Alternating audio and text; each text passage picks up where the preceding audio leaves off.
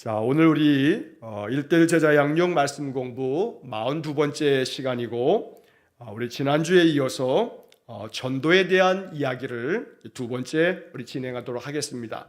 여러분 교재를 가지고 계신 분들은 지난주에 이어서 124쪽의 말씀을 여러분도 한번 펴보시기를 바라고, 자, 교재가 없으시더라도 제가 쭉 교재 이야기들을 좀 읽어가면서 내용을 진행하고 있으니까 여러분 말씀을 또 잘 경청하면서 여기에 나오는 성경의 말씀들을 또 한번 이렇게 찾아보시면서 말씀을 읽고 또 그 말씀의 뜻을 또 음미하면서 우리가 하나님 앞에서 바른 신앙, 우리가 어떤 믿음의 모습이어야 되는지를 또 한번 생각하는 시간이 되기를 간절히 원합니다. 자, 우리가 지난주에 122쪽에서 전도에 대한 이야기를 우리가 이제 시작하면서 그리스도인들은, 하나님의 백성들은 하나님께로부터 받은 사명이 있는데, 자, 그 첫 번째 사명은 창세기 1장에 나오는 말씀, 모든 세상 가운데서 땅에 충만하고 땅을 정복하고 모든 생명을 다스려라 라고 하는 것들이 이 세상 모든 사람들에게 주어져 있는 하나님의 명령이다 라고 하는 것들을 살펴보았습니다.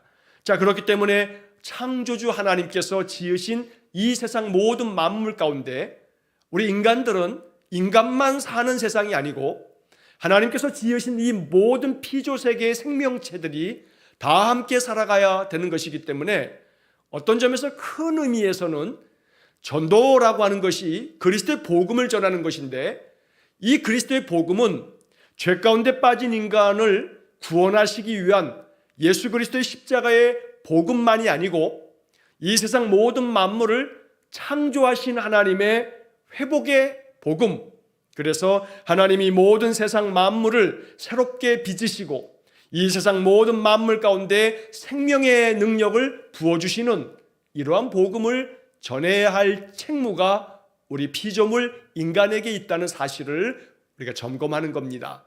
자, 그런 점에서 여러분, 인간으로 인해서 이 지구 안에 있는 많은 생명체들이 멸종당하고 있습니다. 인간 때문에 그 생명종 자체가 멸종되어지는 그러한 생명체들이 얼마나 많은지 모릅니다. 그러니까 이 창세기 1장 28절에 모든 생명체들을 잘 다스려라 라고 하는 것은 멸종시키라는 게 아니고 그 모든 생명체들이 보존되도록 만들어라 라고 하는 그런 명령인 것입니다. 그러니까 전도라고 하는 것이 단순히 사람을 교회에 데리고 나오는 것, 이것만 전도라고 하면 안 되는 거고, 더 넓은 의미에서 창조주 하나님이 지으신 이 모든 피조 세계에 하나님의 복음, 그 하나님의 복음은 모든 생명체들이 하나님이 만드신 이 창조의 질서 안에서 모두가 다 생명의 능력을 발휘하면서 살아가는 것, 이러한 삶을 위해서, 이러한 생명을 위해서 인간이 해야 할 몫을 바르게 감당하는 것, 이것도 또한 세상 모든 피조물들에게 전하는 복음이 된다는 겁니다. 그러니까 다시 창세기 1장 28절을 이 전도라고 하는 것과 아울러서 정말로 깊이 생각해야 할 것은, 복음을 전도하는 것은 인간에게만 전도하는 것이 아니라 피조 세계에게도, 이 세상의 모든 피조물들에게도 하나님께서 너희들을 회복시키기를 원하신다. 하나님께서 너희들을 회복시키도록 나를 보내셨다. 그래서 나는 너희들 생명 모든 생명체들이 잘 보존되어지도록 내가 힘쓸 것이다. 이게 바로 생명체에 대한 전도가 된다라고 하는 것도 우리가 잊지 말아야 됩니다. 자, 그렇기 때문에 이 세상의 모든 만물이 다 함께 조화를 이루면서 하나님이 지으신 이 세상 만물을 마음껏 누리면서 살아가도록 인간이 자기의 욕망을 절제하고 자기의 탐욕을 금하면서 세상 모든 피조물들이 함께 어우러져서 생명이 보존되며 그렇게 하나님의 모든 창조 세계를 이루어가는 것, 이게 넓은 의미에서의 전도가 된다라고 하는 것을 우리가 생각해야 되는 겁니다. 자, 또한 동시에 하나님께서는 예수님 부활하시고 제자들에게 명하시기를 모든 민족에게 가서 그들을 제자로 삼고 아버지와 아들과 성령의 이름으로 세례를 주고 주님께서 베푸신 모든 말씀과 그 가르친 바를 가르쳐 지키게 해라 라고 하는 그러한 믿는 자들에게 주시는 특별한 사명이 또 있다는 겁니다. 자, 그래서 우리가 전도 그러면 예수 그리스도의 복음을 전하고 십자가의 그 은혜를 전하고, 그래서 그것을 통해서 그들이 예수를 믿음으로 말미암아 죄사함 받는 이러한 복음을 전하는 것, 이것도 분명히 복음을 전하는 전도가 된다는 겁니다. 그러나 다시금 반복하여 종합적으로 말씀드리면, 전도는 예수님의 십자가의 복음을 전함으로 죄 가운데 빠진 인간이 죄사함을 얻고 하나님 백성 되어지는 것, 이것만 전도가 아니라 세상 모든 만물이 하나님의 창조 질서 안에서 생명의 능력을 가지고 그 생명이 잘 보존되어지도록 인간이 모든 자연 만물과 함께 아름답게 살아가는 것, 이것도 또 모든 피조물들에게 전하는 복음을 전하는 전도가 된다라고 하는 것을 말씀하고 있는 겁니다. 자, 그러면서 지난주에 세상에 대한 자세에 있어서 대립으로 보는 반대 입장, 타협으로 보는 중재 입장, 그리고 정복으로 보는 변혁의 입장, 여기서 그 앞에 나오는 정복이라고 하는 말이 썩 좋은 그런 느낌으로 다가오지 않지만, 여기서 우리가 중요한 것은 세상을 반대하는 입장, 그렇기 때문에 이 반대하는 입장은 마치 옛날 중세시대의 수도원처럼, 그리고 근대 이후에는 기도원을 짓고 그 기도원에 들어가서 살아가면서 나는 세상이 악하기 때문에 이 세상을 등지고 오직 하나님만을 따르면서 수도 생활을 한다, 기도 생활을 한다 라고 하듯이 세상을 완전히 배척하는 그러한 자세, 이러한 자세가 한때 이 기독교 안에서 유행을 했던 때가 있었습니다. 그러나 또 한편에서는 세상과 타협하는 그러한 중재 입장이라고 하게 되면, 이게 좀 중재라고 하는 말은 마치 어떤 두 당사자를 서로 이렇게 조화롭게 만드는 것처럼 느껴지는 그런 뉘앙스가 있어서 이 중재 입장이라고 하는 말보다는 오히려 그 앞에 나오는 것처럼 타협의 입장이라고 하는 말이 어쩌면 더 나을지 모르겠습니다. 세상과 타협하는 겁니다. 좋은 게 좋은 거야. 그저 뭐 남들도 다 그렇게 하는데 그냥 너라고 별 수 있겠어? 자, 세상 속에서 그냥 세상과 함께 그냥 동화되면서 사는 거야. 그래 점점 그리스도인들이 정체성을 잃어버리고 세상과 같아지는 거. 그러니까 이 사람이 하나님 백성인지 또한 예수를 따르는 그리스도인인지 그런 정체성을 잃어버리면서 우리 교재에 보게 되면 동그란 원이 하얀 것과 까만 것이 있는데, 까만 것이 점점 안으로 들어와서 그래서 하얀 것이 점점 줄어들면서 내가 예수 믿는 그리스도인인데 나는 그리스도인이라고 보기 어려운 그냥 세상 사람에 불과한, 그래서 세상에 의해서 점점 나의 믿음이 잠식당하는, 내 믿음을 빼앗겨버리는, 이것이 타협의 입장이라고 말하고 있지만 오히려 어쩌면 세상에 의해서 내 믿음이 점점점 소멸되어지는 그러한 중간 단계라고 말할 수 있을 겁니다. 그래서 이 두 번째 입장은 세속화라고 말할 수 있는 겁니다. 세속화되어지는 교회는 점점 세상의 것들이 들어오면서 그냥 세상과 교회가 별로 구분이 없이 세상화되어지는 것, 세상의 모든 그런 문화와 가치와 세상의 모든 것들을 그냥 교회가 아무런 반성 없이 비판 없이 다 받아들이게 된다면, 그러면 교회는 그냥 종교라고 하는 문화를 소비하는 집단에 불과해지는 겁니다. 자, 그렇기 때문에 이러한 타협의 입장이 아닌 이제 마지막 세 번째 입장, 그림이 잘 보여주고 있는 것처럼 저 까만 동그라미가 하얀 동그라미에 의해서 점점 하얀 동그라미 안에 있는 그 하얀 것들이 이 까만 것들을 점점 물들게 해서 결국은 까만 것들이 점점 하얘져 가는 것. 자, 그래서 이것은 변혁이라고 하는 말을 사용하는데 세상에 있는 것들을 끊임없이 바꾸어내는 것. 그래서 점점 그리스도인들이 가지고 있는 가치관, 그리스도인들이 가지고 있는 세계관, 그리스도인들의 그 선한 영향력, 이것을 세상 가운데 펼침으로 말미암아 세상 사람들이 그리스도인들을 본받으면서 그리스도인들을 점점 닮아가는 그러한 모습으로 변화시켜 나아가는 것, 이것이 바로 변혁의 입장이다라고 하는 이야기입니다. 안타깝게도 변혁의 입장이 가장 좋은 입장인데 변혁의 입장보다는 오늘날 우리 사회, 오늘날 이 시대의 모습을 보게 되면 우리는 그냥 타협의 입장에 의해서 세속화되어지는 그런 모습을 보게 됩니다. 이렇게 세속화되어짐으로 말미암아 세상을 변화시키는 주체가 아니라 오히려 세상에 끌려다니는 그러한 모양이 이 땅 그리스도인들, 이 땅 교회의 모습이 되어버린 겁니다. 그래서 매우 안타까움을 금할 수 없는 그런 모습이라고 말할 수 있는 겁니다. 자, 그렇기 때문에 이 전도라고 하는 이야기를 우리가 다루면서 전도에 있어서 가장 중요한 핵심은 그리스도인들이 변혁의 입장을 가지고 살아가는 것, 내가 끊임없이 세상을 변화시켜 나아가겠다라고 하는 그런 마음을 갖는 것, 이게 전도의 시작이라는 겁니다. 그저 한 사람을 야 교회 나가자, 너 꼭 나랑 교회 나가자라고 교회를 데리고 오는 것, 이거 참 소중한 모습인데 이게 잘못되었다는 게 절대 아닙니다. 자, 그런데 이렇게 한 사람을 교회를 데리고 나오는 것이 궁극적 목적이 아니라 그 사람이 교회를 나오는 것도 아름답고 소중한데 이걸 통해서 그 사람에게 이루어가는 것은 뭐냐면 내가 이렇게 교회로 인도해 온 사람이 그리스도의 사람이 되어지고 그리스도의 말씀으로 말미암아 그의 가치와 생각과 세계관이 바뀌어지면서 그 자신이 예수 그리스도로 말미암아 새로운 인생의 삶을 살아가게끔 만드는 것. 그래서 그리스도의 복음을 누리면서 하나님의 약속의 말씀을 마음껏 그 신앙의 삶 속에서 경험하는 성도가 되어지도록 만드는 것. 이것이 전도의 참 목적이라고 말할 수 있을 겁니다. 자, 이제 그런 점에서 우리가 이 전도에 대한 이 복음을 전하는 것에 대한 다양한 시각들을 우리가 건강한 마음으로 가지고 있어야 되는데 이제 오늘 우리가 124쪽에서 보는 것은 뭐냐면 세상 일에 대한 자세. 자, 이 두 번째 중간에 보면 2번 제목이 세상 일에 대한 자세.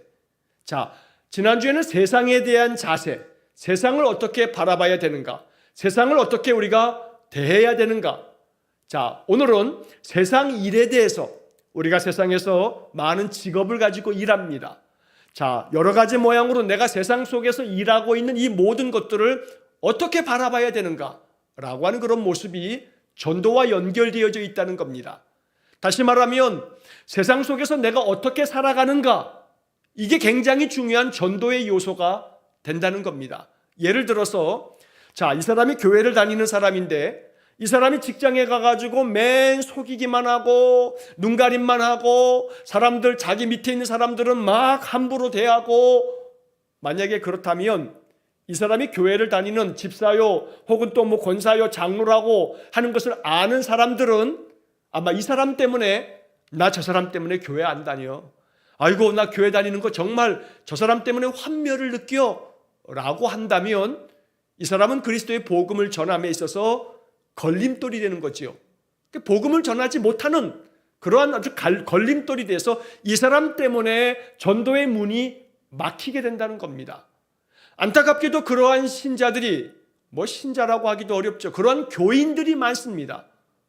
그냥 교회에는 속해 있지만, 그래서 교인이라고 말하긴 하지만 정말로 예수 그리스도를 진실하게 믿는 과연 신자인가 라고 하는 점에서 의심이 드는 그러한 사람들이 많다는 겁니다. 자, 그래서 오늘 우리들이 이 세상 일에 대한 이 자세를 우리가 이제 살펴보면서 마음속에 가지고 있어야 될 분명한 가치관, 이것이 정말로 바른 신앙의 가치관이다 라고 하는 것을 마음속에 아주 견고하게 세울 수 있어야 되는 겁니다. 자, 124쪽에 이제 교재에 나오는 내용을 제가 좀 한번 한 문단을 읽어보겠습니다. 자, 하나님은 우리의 교회적인 활동에만 관심을 제한하지 않으십니다. 하나님은 우리가 어떻게 기도하며 성경을 읽고 찬송하는지에 관심이 있으시듯이 우리가 집에서 페인트를 칠하는 일이나 학교에서 가르치는 일에도 관심이 있으십니다.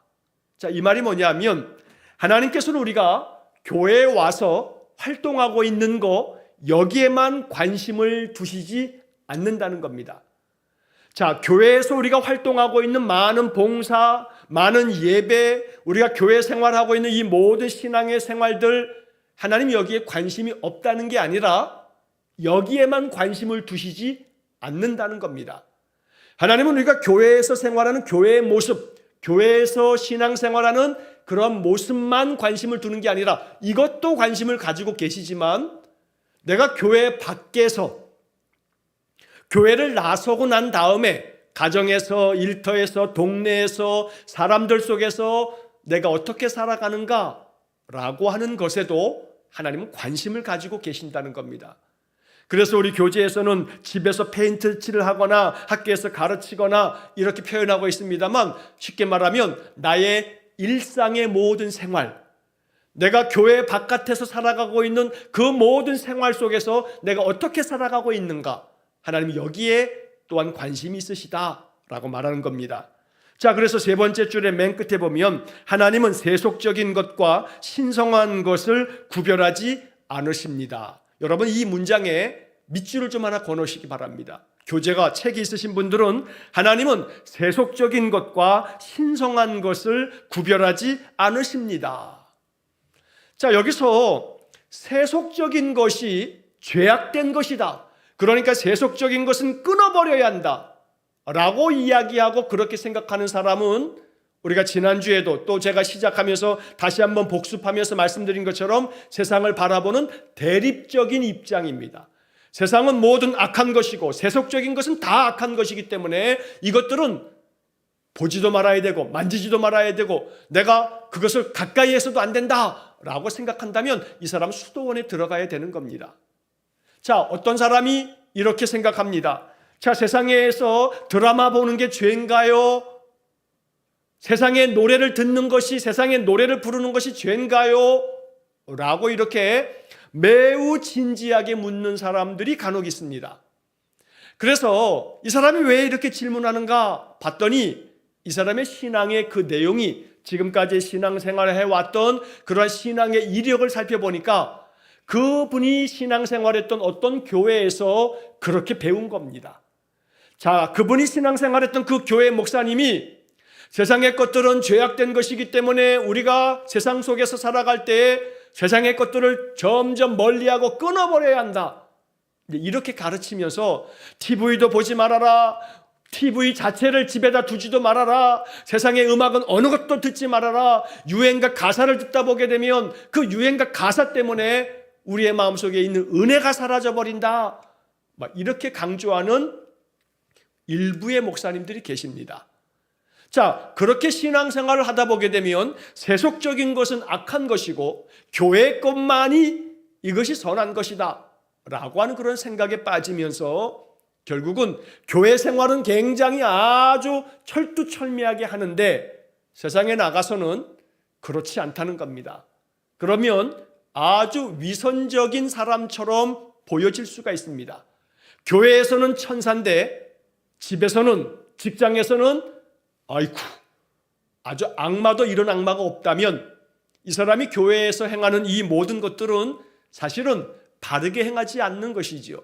하나님이 원하시는 것이 아니라는 겁니다. 하나님은 교회적인 활동에만 관심이 있는 게 아니라 교회적인 활동도 관심이 있으시지만 우리가 교회 바깥에서 어떻게 살아가는가, 여기에 하나님은 또 다른 관심을 가지고 계신다라고 하는 겁니다. 그래서 세상적인 것, 세속적인 것과 또한 신성한 것, 거룩하다고 하는 것을 하나님 구별하시지 않으신다.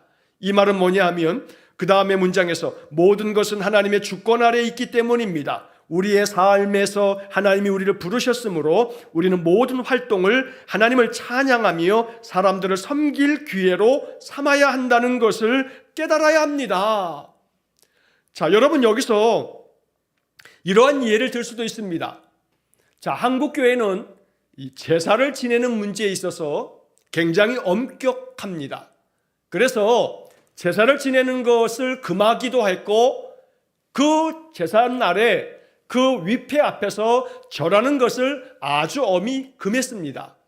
왜냐하면 이것은 돌아가신 분이 다시금 이 제사 자리에 돌아오는 것도 아닌데 마치 그런 것처럼 그 혼령이, 그 죽은 그 영혼이 온다라고 하는 생각처럼 그렇게 위패를 두고 그 신위, 아무개 신위, 여러분 위패를 쓰면 그 위패 맨 밑에 귀신 신에다가 그 다음에 위격을 얘기하는 그 신의 위격이다 라고 하는 그런 이 위패를 써놓고 제사를 지냅니다. 자, 그래서 죽은 자의 그 영혼이 이 제사상에 온다고 하는 그런 마음으로 드리는 그 제사의 그 법도가 기독교 신앙에 이것은 우상 숭배가 되어질 수 있다라고 하는 뜻으로 그렇게 제사 지내는 것을 엄히 금했던 그런 시대가 있습니다. 물론 지금도 뭐 예외는 아닙니다. 자, 그러나 문제는 뭐냐면 그러다 보니까 이 기독교 신자들이 믿지 않는 다른 가족들하고 굉장히 이 제사 문제를 가지고 충돌을 일으킵니다. 자, 그와 반해서 가톨릭은 제사의 문제를 수용합니다. 이 동양이 가지고 있는, 이 한국이 가지고 있는 이 문화와 이 전통과 이 관습을 그냥 이것을 받아들이면서 가톨릭은 제사의 문제를 신학적으로 열어두었습니다. 자, 그러면 가톨릭이 이것이 잘못됐고 개신교만 맞다 틀리다의 문제로 이것을 구분해서 정죄하려고 하기보다는 중요한 것은 여기 지금 우리 교재에도 나와 있는 것처럼 사람들을 섬길 기회로 삼는 것, 이게 중요하다는 겁니다. 자, 그래서 믿지 않는 가족들이 그렇게 얘기합니다. 제사 지내기 싫으니까 교회는 제사를 안 지낸다라고 하면서 제사상 차리는 거 번거롭고 귀찮으니까 네가 안 하려고 하는 거지 라고 하면서 오해를 하고 갈등을 빚게 된다는 겁니다. 자, 그래서 그러한 경우에 어떻게 하면 좋은가? 여러분, 가장 좋은 방법은 만약에 그 제사를 지내는 문제에 있어서 가족들 간에 이것이 하나의 의견의 일치를 이룰 수 없다라고 한다면 제사를 지내겠다라고 하는 가족에게 여러분 그들의 의사를 존중해 주시면 됩니다. 자, 그리고 제사상을 준비하실 때 기독교 신자인 여러분들이 제사상을 정말 정성스럽게 다 준비해 주는 겁니다. 그렇게 해서 결코 내가 제사가 아닌 추도 예배로 추모 예배를 드리는 것이 결코 제사상 차리는 게 귀찮아서가 아니고 내가 그것을 더 정성스럽게 모든 것들을 다 준비하지만 우리가 이렇게 이 기일을 지키는 것은 고인의 그 삶을 기억하고 추모하면서 모든 가족들이 다 함께 모여서 그날을 참으로 우리가 슬픔의 마음을 다시 한번 생각하여 그 돌아가신 분을 마음 가운데 기리고 그래서 온 가족들이 그 돌아가신 고인의 부모님이나 조부모님이나 그러한 어떤 제사를 지내게 되는 그 고인의 뜻을 받들어서 온 가족들이 아름답게 서로 우애하고 또 그 사랑 가운데서 화목하고 모든 가족들이 함께 만나서 서로 가족이라고 하는 친지라고 하는 그런 의의를 나눌 수 있도록 그래서 모든 가족들을 섬길 수 있는 기회로 그날을 삼는다면 그러면 이 제사의 문제는 가족들 안에 분쟁과 갈등과 다툼의 요소가 되지 않을 겁니다. 그러나 믿지 않는 사람들의 눈에 볼 때에는 니들이 제사상 차리는 거 귀찮고 제사하는 거 번거롭고 그러니까 그거 안 하려고 그러는 거지 라고 하는 그러한 핀잔을 듣는다면 그리스도인들이 제사에 대한 문제를 사람을 섬길 기회로 삼기보다는 그냥 좀 더 간편하게 편리하게 추도 예배로 그냥 예배 한번 찬송 몇 곡 부르고 기도하고 말씀 읽고 주기도 하고 이렇게 추도 예배로 간단하게 하는 이 간편화된 이런 모습으로 비춰진다면 그런 믿지 않는 사람들은 그러한 어떤 우리의 모습들을 그렇게 귀하게 여기지 않고 존중하지 않을 겁니다. 여러분 제사를 지내려고 한다면 음식도 장만해야 되죠. 또 형식에 따라서 그 음식을 또 정성스럽게 여기다 놔야 된다 저기다 놔야 된다 얼마나 여러 가지 많은 규칙이 있습니까? 자, 이것이 외형적으로 볼 때 그냥 굉장히 형식적인 것 같습니다만 그런 것들을 진행하는 과정 속에서 사람들의 마음은 어쨌든 거기에다 마음을 쓰게 되는 겁니다. 그 마음 쓰는 것이 번거로움일 것이기에 틀림없습니다. 하지만 번거로움을 줄이기 위한 편리함으로 추도 예배를 드리는 게 아닙니다. 기독교가 제사를 드리지 아니하고 추모 예배를 드리는 것이 번거로움을 피해서 간편하게 하기 위해서 그러는 게 아닙니다. 우리는 우리의 신앙 안에서 정말로 찬송과 기도와 말씀 속에서 고인의 뜻을 기리고 또 모든 가족들이 함께 모여 이 추도 예배, 추모 예배를 드릴 때에 바로 그들이 다 함께 사랑 안에서 우애하고 함께 만나 아름다운 그러한 사랑의 나눔을 갖도록 그들을 섬길 수 있도록 많은 그런 음식도 또 준비하고 맛있는 음식 준비하고 이렇게 번거로운 모든 것들을 마다치 않는 그런 섬김의 마음을 가질 때 이것이 결코 가족들 안에 갈등과 분쟁의 요소가 되지 않는다는 겁니다. 자, 그런 점에서 결국 중요한 것은 뭐냐 하면 우리의 삶 속에서 우리는 하나님께로부터 부름을 받은 사람들이고 하나님의 말씀 안에서 우리가 훈련되고 말씀을 받은 사람들은 다시금 하나님의 보내심을 받은 사도가 되어서 내 가정 안에서, 내 직장 안에서, 나의 삶의 그 자리에서 언제나 그리스도인으로서 세상 사람들에게 정말로 존중이 여김을 받을 수 있는 말과 행실이 우리에게 있을 때 이 사람이 전도자다라고 말할 수 있다는 겁니다. 전도자가 사람들의 마음 가운데 감동을 주지 못하면, 전도자가 사람들의 마음에 존중이 여김을 받지 못하면 전도가 될 수가 없습니다. 사람들은 속으로 그럴 겁니다. 아니, 드러내놓고도 말합니다. 너나 잘하세요. 너나 잘하세요. 뭘 잘하라고 하는 거냐면 너의 삶이나 잘하라 라고 말하면서, 그래 너는 신앙생활 잘하는지 모르겠지만 네가 나에 대해서 하는 걸 보면 너는 나에 대해서 정말로 너의 그 마음이 느껴지지 않는다 라고 이렇게 생각하기 때문에 너나 잘하세요 라고 하는 반응이 나온다는 겁니다. 그렇기 때문에 전도에 있어서 중요한 것은 전도자의 성품이고, 전도자가 사람들을 섬길 기회로 삼아서 사람들의 마음 가운데 존중이 여김을 받을 수 있다면 사람들은 자연스럽게 이 전도자에 의해서 마음에 선한 영향력을 받게 되는 겁니다.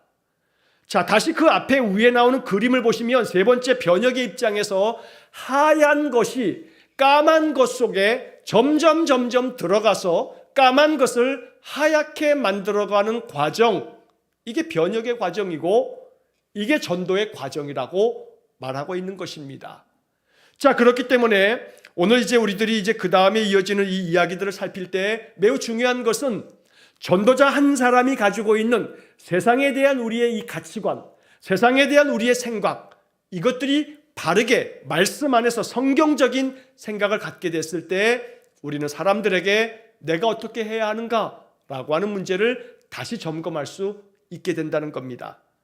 자, 여러분 교재 책에 나와 있는 그 밑에 1번을 보시면 창세기 3장 17절 18절을 읽으십시오. 아담의 범죄의 결과는 무엇입니까? 자, 창세기 3장 17절 18절에 보면 아담에게 이르시되 내가 내 아내의 말을 듣고 내가 내게 먹지 말라 한 나무의 열매를 먹었은즉 땅은 너로 말미암아 저주를 받고 너는 내 평생에 수고하여야 그 소산을 먹으리라.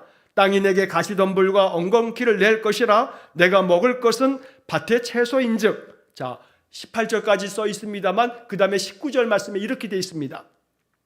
내가 흙으로 돌아갈 때까지 얼굴에 땀을 흘려야 먹을 것을 먹으리니 내가 그것에서 취함을 입었음이라. 너는 흙이니 흙으로 돌아갈 것이니라 하시니라. 자, 여기 창세기 3장의 말씀에서 아담이 선악과를 따먹고 하와가 주는 선악과를 그냥 받아 먹음으로 말미암아 죄 가운데 빠져서 그 죄의 결과가 뭐냐 하면 사람들이 땅이 이 아담으로 말미암아 저주를 받아서 네가 평생에 수고하여야 그 소산을 먹으리라. 그러니까 이 범죄로 말미암아 이 평생에 수고해야만 소산을 먹게 되는데 땅에서는 가시덤불과 엉겅퀴가 나오면서 너는 흙으로 돌아갈 때까지, 다시 말하면 너는 죽을 때까지 얼굴에 땀을 흘려야 먹을 것을 먹으리라 라고 19절에 말씀하고 있는 겁니다. 자, 이 말이 무슨 뜻이냐면 그 밑에 여러분 교재 책에 나와 있는 내용을 보시면 일 자체가 범죄의 결과는 아닙니다. 일은 창조 원리에 속합니다. 아담의 범죄의 결과는 하나님이 주신 그 신성한 일에 고통이 따르게 되었다는 것입니다.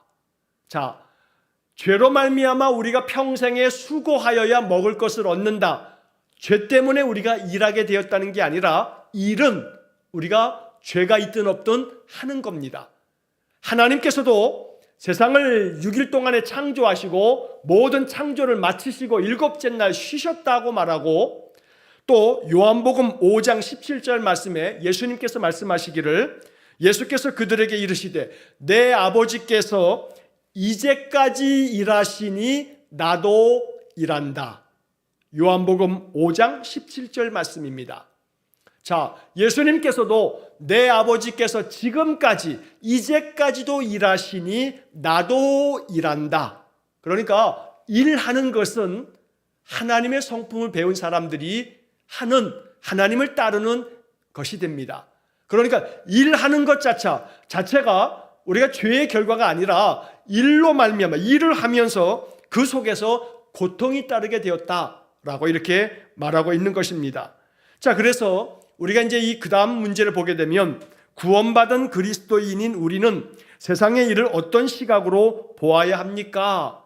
자, 일할 수밖에 없습니다. 그런데 그 일하는 것들은 이게 결코 죄의 범죄의 결과로 우리에게 주어진 것이 일이 아니고, 일에 대해서 우리는 하나님이 일하시니 나도 일한다는 예수님 말씀처럼 일하면서 살아가는 것이, 이것이 창조의 원리에 맞는 삶입니다.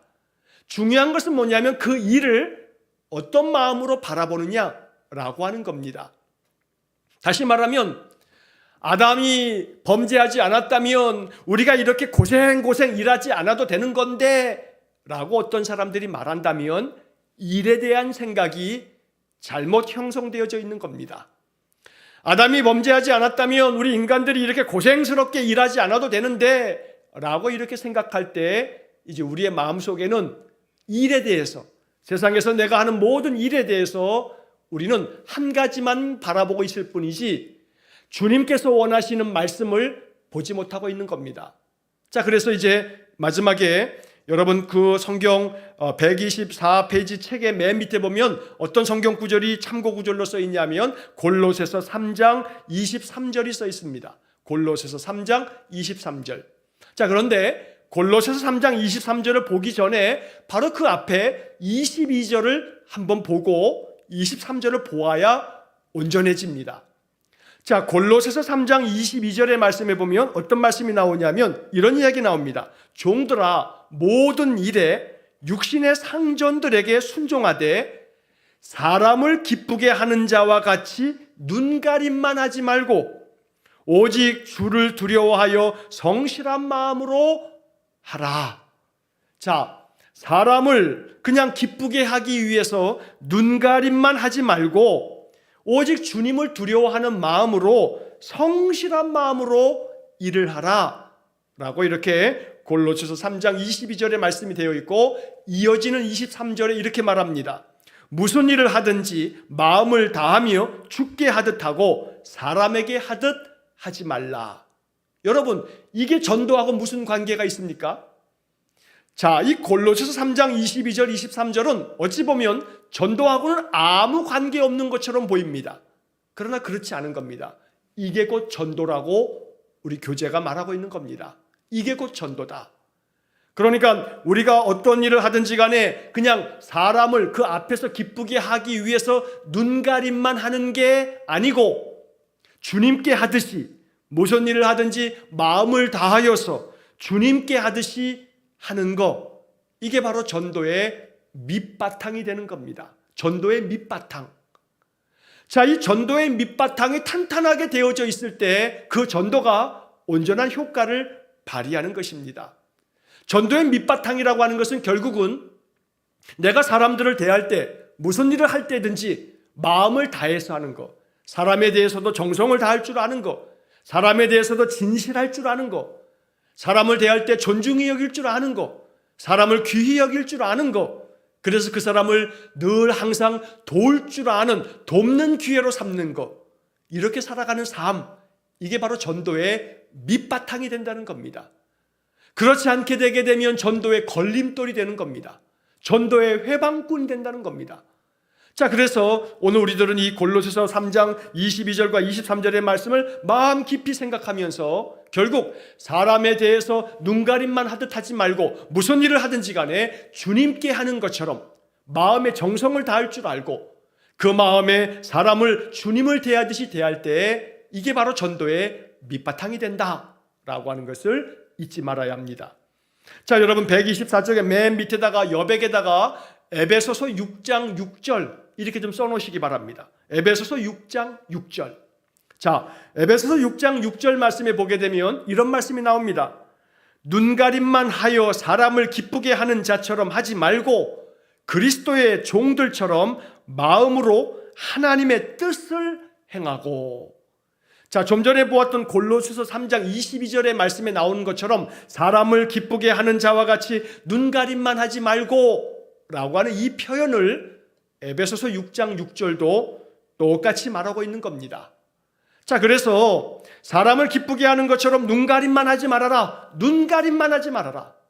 앞에서는 자기가 제일 잘하는 것처럼, 앞에서는 자기가 모든 것 다 따르는 것처럼, 앞에서는 모든 것들을 자기가 다 할 것처럼 말해놓고 뒤에서는 눈가림만 하듯이 그 사람만 눈에 안 보이면 내가 언제 그랬냐는 듯이 사람이 완전히 싹 바뀌어진다면 이 사람은 전도의 밑바탕이 탄탄한 사람이 아닙니다. 오히려 이 사람 때문에 전도가 방해를 당하고 전도가 막혀서 이 사람은 전도의 회방꾼이요 걸림돌이 된다는 겁니다. 그래서 과연 나는 내 일터에서, 내 가정에서, 내가 만나는 교회의 성도들과 사람들에게 나는 어떻게 대하는가? 사람들을 어떻게 내가 대하는가? 어떻게 말하며 어떻게 행동하고 어떤 표정을 짓고 있는가? 그 표정 하나하나에도 사람들의 마음 가운데 더러는 그것이 마음의 힘이 되기도 하고 격려가 되기도 하고 따뜻한 온기가 느껴질 수도 있지만 그 표정 하나 때문에 아주 냉랭한 기운이 느껴지면서 찬기가 돈다고 하죠. 찬기가 돌면 사람의 마음이 차가워지게 되는 겁니다. 자, 그래서 나의 표정에서부터 나의 말투, 나의 말씨, 내가 사용하는 말의 그 단어 하나하나, 그 말에 대한 억양, 그리고 나의 몸짓 하나에, 제스처 하나에도 사람들의 마음을 따뜻하게 만들어줄 수 있는 것이라면 이건 전도의 밑바탕이 되는 겁니다. 여러분, 전도는 교회 안 다니는 사람만 전도하는 게 아니죠. 교회 다니는 사람에게도 전도하는 겁니다. 왜냐하면 교회에 다닌다고 해서 이 사람이 복음의 은혜를 누리는 사람은 아닐지도 모르기 때문입니다.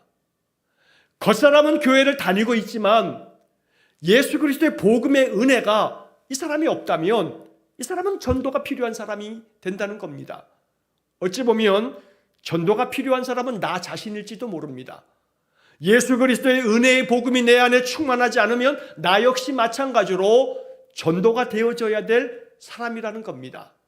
자, 그렇기 때문에 오늘 우리들이 이 이야기를 보면서 결국은 내가 사람을 어떻게 대하는가? 주님을 대하듯이 대할 줄 아는 거, 이게 바로 세상의 일을 바라보는 성도의 자세가 되어진다. 이게 바로 전도의 밑바탕이 된다라고 하는 것을 잊지 말아야 됩니다. 자, 이제 그 다음 페이지에 보시게 되면 126쪽의 맨 위에 보게 되면 그리스도 안에서 새로운 피조물이 된 그리스도인은 세상의 일을 보는 눈도 달라져야 합니다. 여러분, 이 문장에다 밑줄을 한번 쫙 거놓으시고요.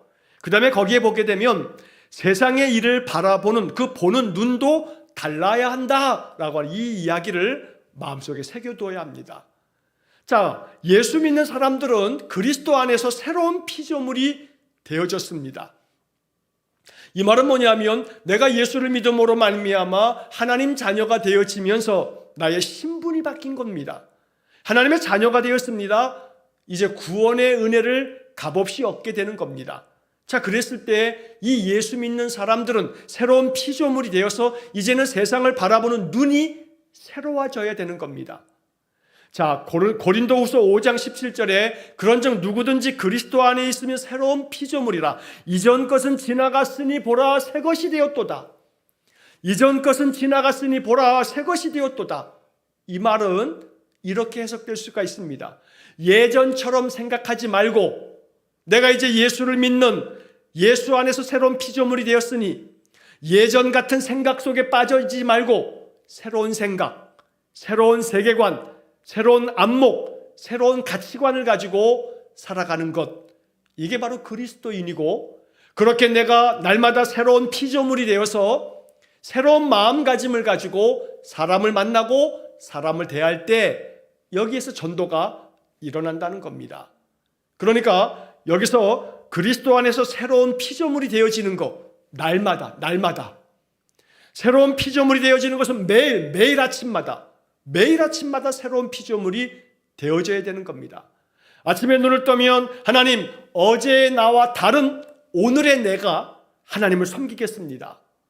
이전 것은 지나갔으니 이제 하나님, 내가 새로운 피조물이 되어서 오늘 하루 동안에 사람들을 만날 때 주님을 대하듯이 대할 것이며 사람에게 말할 때 주님께 말하듯이 말할 것이며 무슨 일을 하든지 내가 마음을 다하여서 주님의 일을 감당하듯이 하겠습니다. 일터에서도 가정에서도 내가 만나는 사람들 속에서 어디에서든지 간에 이게 바로 우리가 세상 일을 바라보는 믿음의 자세가 되어지는 것이고 그 사람이 바로 아름다운 전도자가 된다라고 말하는 것입니다. 자, 마지막으로 복음을 전하는 그리스도인은 현재 그들이 살고 있는 사회를 올바로 이해하고 그들이 하는 일에 대해 적극적인 자세로 임해야 합니다. 그런 사람이라야 복음을 제대로 전할 수 있습니다. 자, 그래서 여기서 이제 우리는 우리가 살고 있는 이 세상을, 이 사회를 올바로 이해할 줄 알아야 합니다.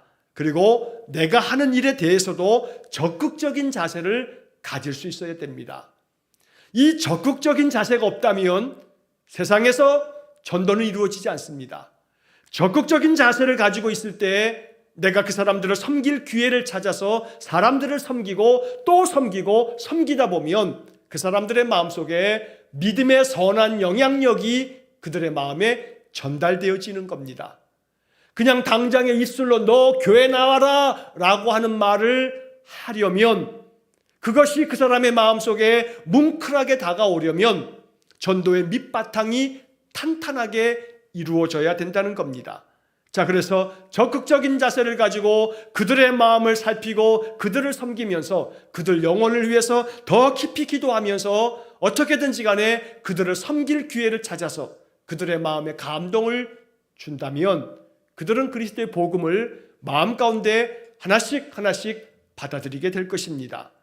사회를 올바로 이해하기 위해서 우리는 세상을 보는 우리의 눈을 넓혀갈 수 있어야 되는 겁니다. 자, 이 부분에 대한 것은 다음 주에 또 이야기를 하면서 다시 한번 좀 보충해서 이야기를 하도록 하겠습니다.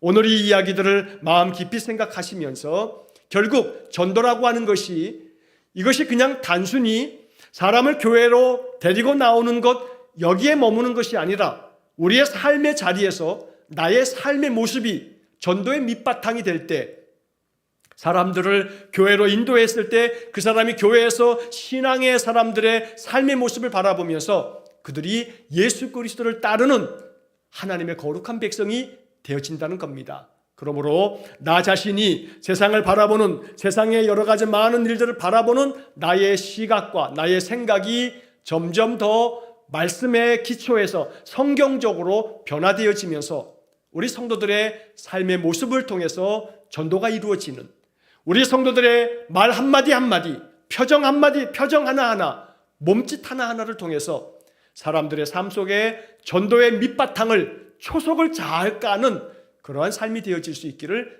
간절히 축원합니다.